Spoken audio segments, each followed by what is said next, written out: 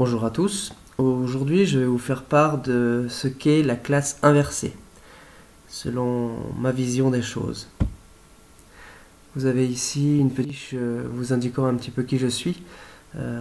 Mon nom c'est Pierre van der Schaen Modularive, je suis professeur d'anglais en collège et vous avez des informations pour me suivre et voir un petit peu ce que je fais. Alors la classe inversée, qu'est-ce que c'est ? Eh bien, pour cela, il faut déjà définir ce qu'est un cours traditionnel. Un cours traditionnel, lorsque vous commencez une nouvelle séquence, avant la nouvelle séance, la première séance, les élèves, avant le cours, n'ont rien de particulier à préparer. Si ce n'est qu'ils n'ont rien du tout à travailler chez eux avant de découvrir le cours que vous allez leur présenter. Pendant le cours, vous faites tous les apports théoriques, c'est-à-dire apport du vocabulaire, de grammaire, vous mettez en lien avec ce qui a été vu par le passé. Il y a une petite manipulation en fonction du temps qui vous reste, une trace écrite pour les élèves, et les élèves rentrent chez eux, et après le cours, ils doivent donc mémoriser ce qui a été fait en classe, et faire des exercices simples, généralement, tout seuls. Ce qui veut dire que si ils ont à un moment des difficultés, il n'y a plus l'enseignant pour pouvoir les aider. Eh bien, la classe inversée propose ceci.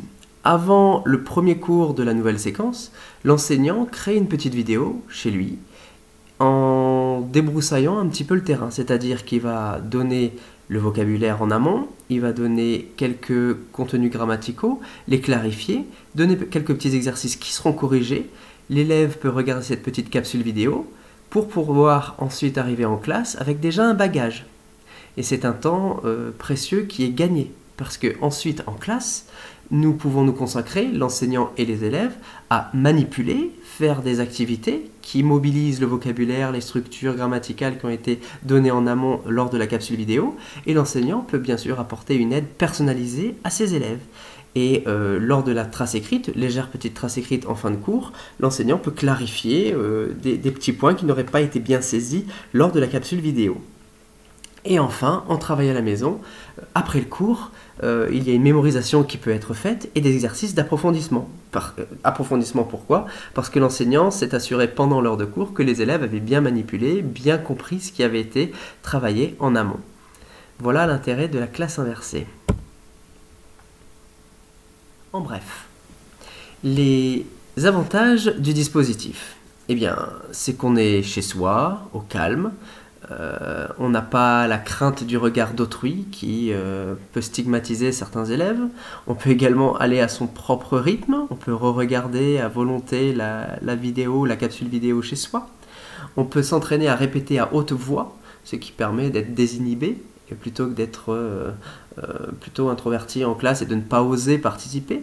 On peut visionner à volonté la vidéo chez soi, chez des amis ou autres. On peut même en faire une copie, la garder chez soi, dans un dossier.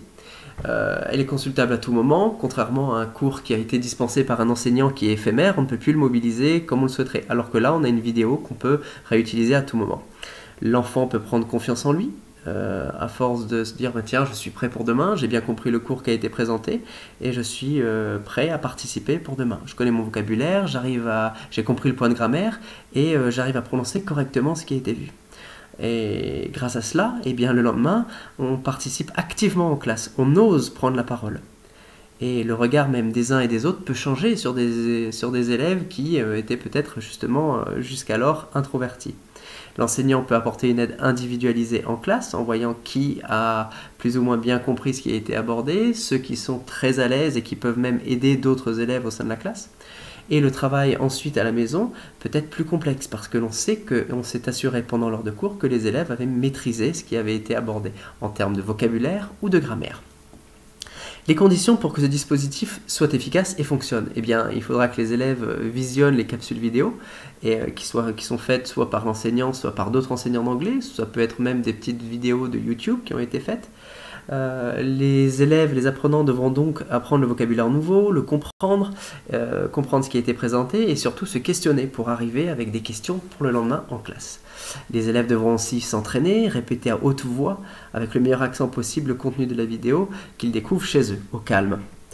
L'inconvénient, c'est que le point noir, c'est que si l'écart se creusera entre ceux qui auront véritablement visionné, se seront entraînés, auront manipulé des exercices et seront prêts à attaquer la nouvelle séquence, et ceux qui n'auront pas fait le nécessaire. Il y aura un sacré décalage, d'où la difficulté de gérer ensuite ces problèmes d'hétérogénéité et de travail qui n'aurait pas été fait. C'est là tout le problème. D'où essayez de mobiliser vos élèves pour que tous regardent la capsule vidéo et soient prêts le jour J pour que vous puissiez avancer dans de bonnes conditions.